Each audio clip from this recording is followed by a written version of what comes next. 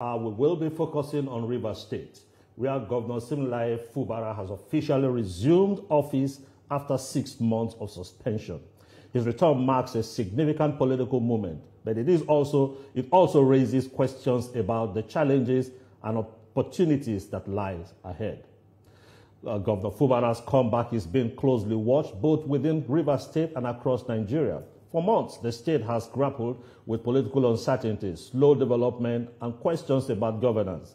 Now, as he resumes duty, the challenges are clear, and they include restoring public trust after political turbulence, healing party divisions, and building consensus, reviving stalled infrastructure and social projects, addressing security concerns, especially in rural communities. Analysts say one of his immediate tasks will be to restore public confidence in governance. The political crisis that led to his suspension left Rivers people divided, and bridging those divides will be critical. But it's not all gloom. There are also fresh opportunities. Rebuilding unity in the state's political landscape, strengthening democratic institutions, and attracting investments, and also boosting the economy, delivering people-focused governance. Observers argue that if Governor Fubara can turn the page on political wrangling, he has a chance to leave a lasting mark on Rivers State. The months ahead will test his leadership, his ability to reconcile interests, and his vision for development. Governor Fubara's return is not just about resuming office. It is about navigating the delicate balance between politics and progress. The people of Rivers State now wait to see how he will steer the ship of governance in the coming months. Monday Ubani is a senior advocate of Nigeria, and he will join us much later in the program. But we have joining us via Zoom Anam Saraigbe. He is a Rivers elder and chieftain Pan-Niger Delta Forum, PANDEF. And also Uche Okoro is live there with joining us also on Zoom from Rivers State Government House, I believe. It's good to have you both on our program this morning. Uche. Morning. Good morning. Morning. Well, I'd like to ask you, what is the feeler right there in the government house? Can you tell us what is the atmosphere like there? The atmosphere is absolutely electric. I can tell you, absolutely electric. We're expecting something like a party right here. I've cited about 3 spots that have been set up with sound systems and musical instruments. So it seems like different groups have come out with their own their independent public address systems for what we expect to be a mini rally right here at the entrance of the Rivers State Government House. Moments ago, I was in the car park. The car park has almost been taken over by the car park, the external car park that is, has almost been taken over by the large crowd that began to converge on this location right from 6 a.m. very early this morning. So yeah, the mood here is absolutely electric. So many supporters of the governor have arrived, leaders, key figures in the Governor Fubara camp. But maybe I shouldn't say Governor Fubara camp, because right now they have both major gladiators have reconciled. So I believe that the world camps now should become alien to the political situation in Rivers State. But basically, a lot of supporters, leaders, leaders who were supporting the governor have arrived at this location, expecting and anticipating his return any moment now. I'll just flip the camera so maybe you can see what's going on, get a clearer picture of what's going on here at the entrance of the Rivers State Government House. Here, where you see the large crowds gathering. So these are live pictures from the entrance of the Rivers State Government House here. If you listen closely, and maybe if I keep quiet for a few seconds, you might hear the music playing in the background. So here, the atmosphere here is absolutely electric and exciting. Uche, aside the government house itself, what's the mood like also on the streets of Rivers State? Are you saying that it also shares the same enthusiasm as what you're witnessing right in the government house? Absolutely, absolutely. You know, I say this cautiously because even before this time, before the eventual expiration of the state of emergency, there seemed to have been an agreement between, there was this feeling across political divide that it was time to return or go back to democratic governance in the state. So whether you are a supporter of Wike or a supporter of Governor Fubara, there is a sense of relief across the state that 6 months was not extended, because you know that when this was imposed, it was described as a first phase, implying that this stage will not return to normal satisfactorily. Mr. President is very likely to extend. But now there is this sense of relief across board that Mr. President has rescinded or revoked or lifted the state of emergency in the state. So yes, what you see here is a reflection of what is happening. Uche, just let me bring this to you. Uche, can you hear me? Okay, with the state of emergency lifted and the expected return of the governor, from the people that you have interacted with so far, what would you say is topmost on their minds that they will expect the governor to hit the ground, putting in place? Sure, what people are expecting to see, I must tell you that even though people are excited that the governor is coming back, it is still, people are still holding their breath to see how he's going to work with the minister of the FCT, how he's going to work with the legislature, who, as a matter of fact, the River State House of Assembly are going to resume sitting today. I'm told that there would be, I'm reliably informed that by 10 a.m. today at the River State House of Assembly quarters, the legislature will resume sitting this morning. So people are expecting to see beyond, the issues of governance. I think one of the first things people are looking out for is how will what's going to be this true relationship with the minister? How is he going to relate with the House of Assembly members? What's he going to do about his cabinet? Are they going to be reconstituted? Will they be dissolved and fresh names reappointed? How is he going to work with those who have been elected into boards as chairmen and members under the state of emergency? So it's going to be it's going to be quite a sensitive relationship going forward between those who are supporters of the governor and those who are formally on the side of the minister. So that's the first thing people will be looking out for before we begin to talk about going back to the issues of governance in the state and resumption of different projects that have been stalled in the last 6 months. All right, Uche, we'll still come back to you. We'd like you to stand by for us. Monday Ubani is live here with us right now in our studio. But before we continue our conversation, we'd like to pay this quick due. Don't go anywhere. We'll have more for you. Stay with us. We'll be right back.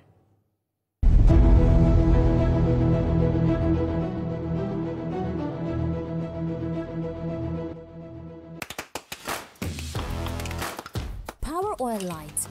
Light enough for movement. Real enough for taste. Power Oil. My choice for my family.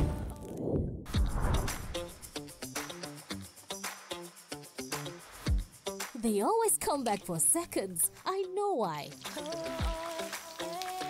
Power Oil. My choice for my family.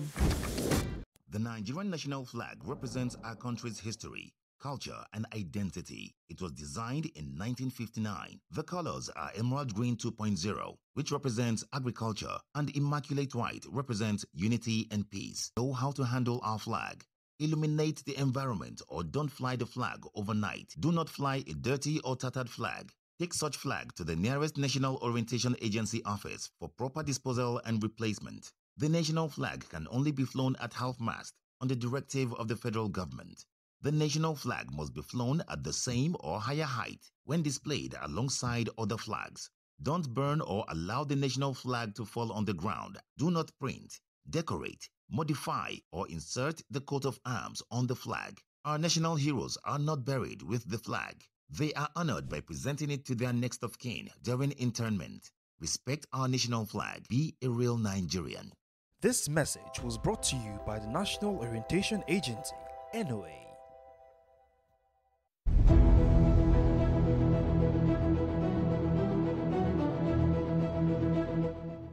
We're glad to have you back. Now we're still discussing the return of Governor Similai Fubara as governor of Rivers State. That's full democracy being restored to Rivers State. We'll talk to our guest on Zoom, Anab Saraigbe. I believe I still have you, sir. Yeah, I'm online. All right. Let's take a look at all sides, starting with the FCT minister. He has thanked the president for restoring democracy to Rivers State, but has also warned of the so-called fifth columnists to stay away. Now, from your own vantage point, would you say that these shadow actors actually fueled the conflict that we all witnessed? Well, the stage we are now is to see that we don't go back to the past. Where we are now is a period of reconciliation, peace talk, and see how we can move the state forward. Our state has been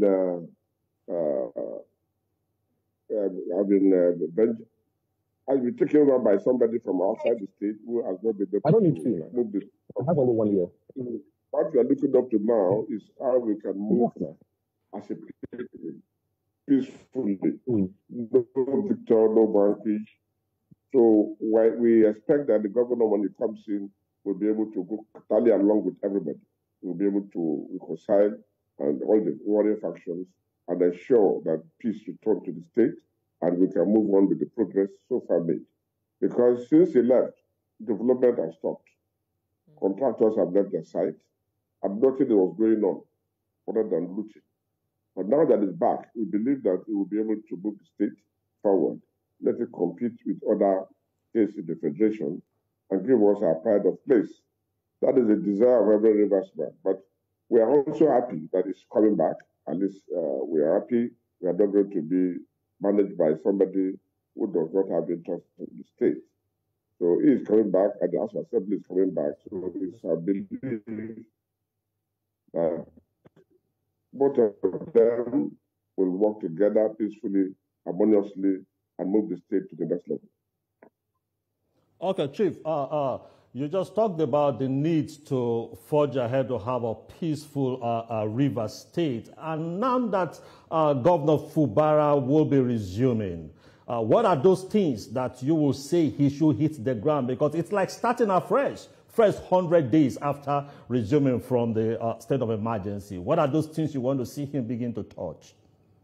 Or Rivers people begin to touch?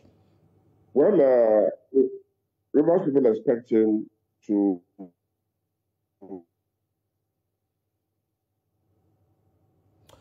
Okay, I think we have challenges. We are there. Mr. Bani, let me just come to you with this question. Well, the president talked about 40 cases in court, and they have not been dispensed with. The governor will be resuming. Now, what is likely to be the fate of things when these rulings are given, challenging the state of emergency and the policies, the appointments, and the election, local government election conducted by the solar restriction, if it becomes a negative against that emergency?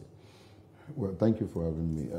I don't know whether the courts will want to go ahead with all the cases that have been filed with regards to the emergency rule, because the court deals with what we call live cases. Live cases. Can you regard this particular matter now that has actually brought a return back the governor to back to power as a live case that will determine the court coming in to decide whether the emergency rule was unlawful and unconstitutional, because most of the grounds for which people went to court is to challenge the constitutionality of dismantling what we call the elected structures, of the state. And one court has to decide the issue of locus of those who have gone to court. The president mentioned 40 of them all. And then secondly, whether the court will want to go ahead in deciding those cases. So there is an argument that it may look like an academic exercise, but there are those who are insisting that the court must go ahead in order to determine the constitutionality for future reference, because we don't want a situation where you impose an emergency in accordance with the provisions of the Constitution and there is no express provision that gives the president the power to dismantle. He can only rely maybe on what we call political precedent and not on judicial, because there is no authority in law that actually authorizes him to dismantle what we call elected structures in the state in the course of imposing emergency rules in any state. But if you start from the history, remember 1962, the 1960 Constitution was tested with regards to emergency, and the then Prime Minister dismantled the elected structures in the Western region. That was the starting point. The military learned that, and then really, used it to dismantle what we call elected structures in the subsequent coup d'etat that actually happened. Then in 2004, the former President Obasanjo experimented the issue of imposition of emergency rule and went ahead and dismantled elected structures in Plateau State, and did it also in Ekiti State in 2006. Other subsequent presidents, like Jonathan, actually imposed emergency but never touched the structures of governance. He allowed it, but then there has been criticism that it wasn't effective in terms of actual insecurity that was the reason for all that. So every president has defined his position with regards to issue of emergency, starting from 1960 up to date. Obasanjo, as I said earlier, experimented it, and the reason is that look, and of course the current president also used it and said, look, if the political actors are the cause of the imposition of emergency, then the best thing is that they have been compromised. The best thing is to get them out of the system for the meantime in order to have peace restored and bring them back.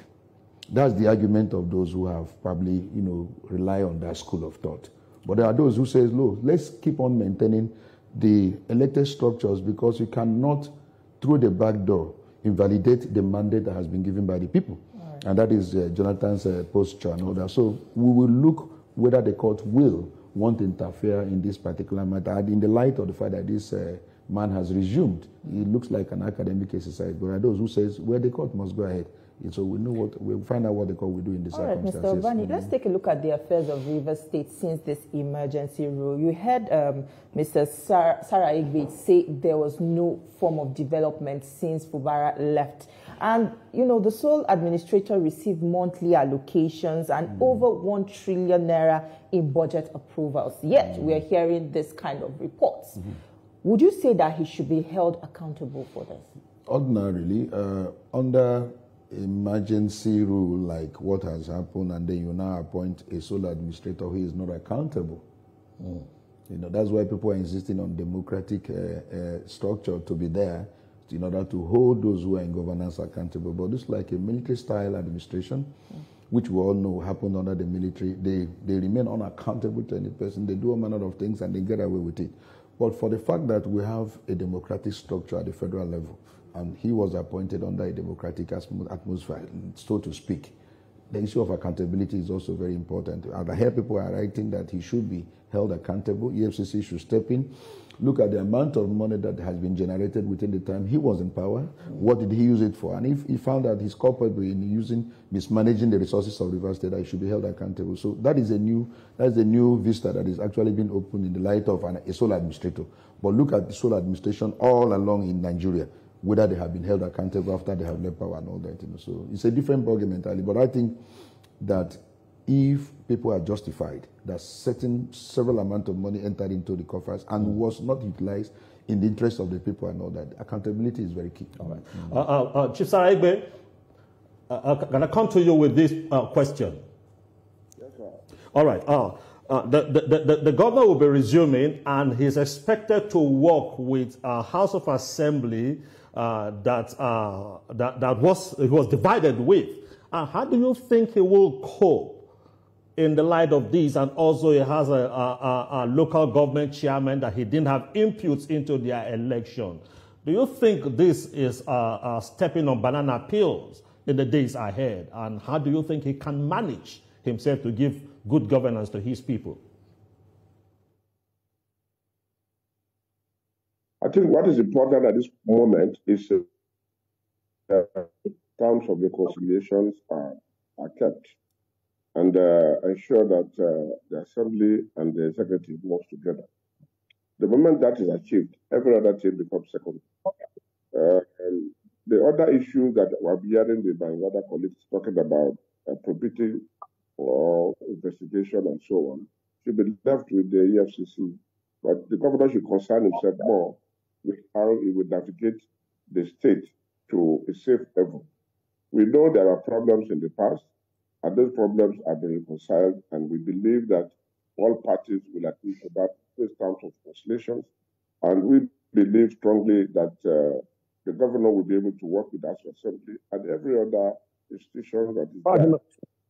What is important to Rivers support is development. The moment it can drive development to the people, I think we'll be okay.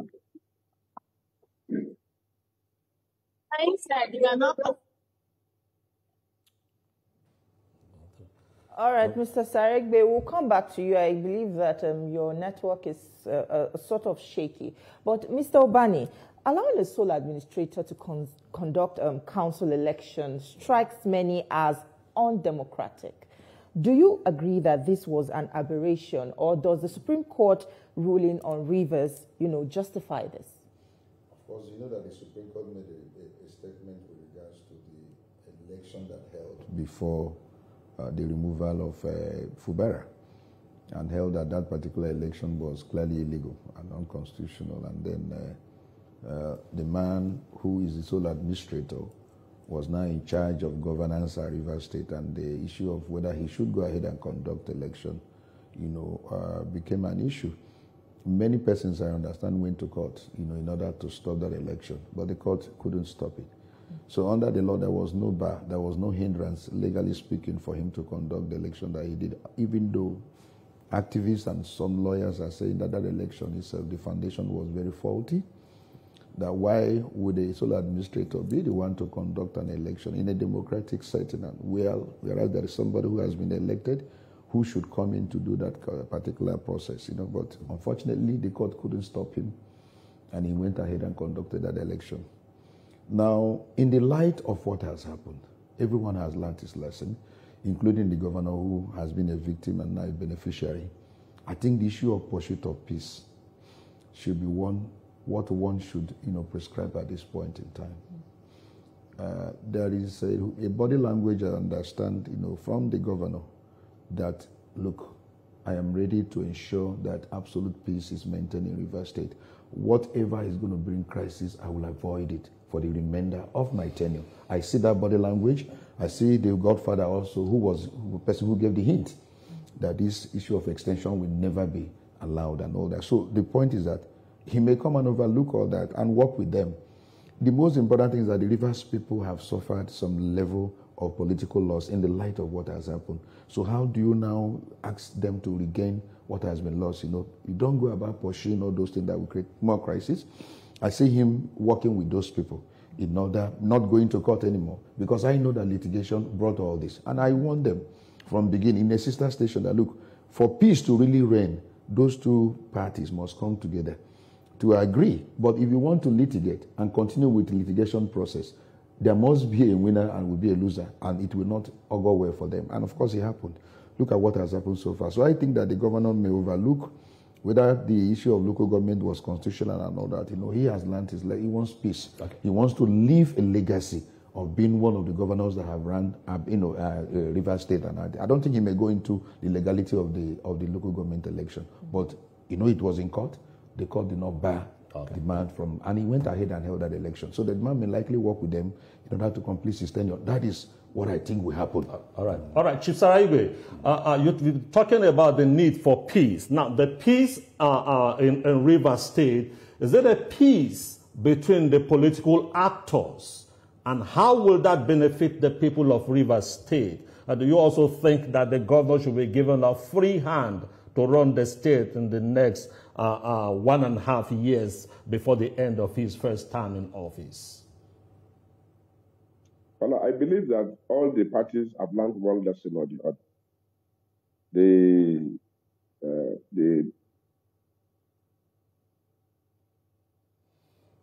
I think we're having challenges with this network there. Let's come to you with this same question. Yes. The kind of peace we are talking about, Minister Wike said 1/5.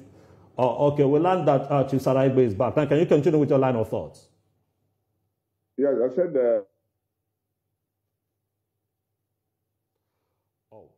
So, Mr. Ubani, please, can you help us out with this now?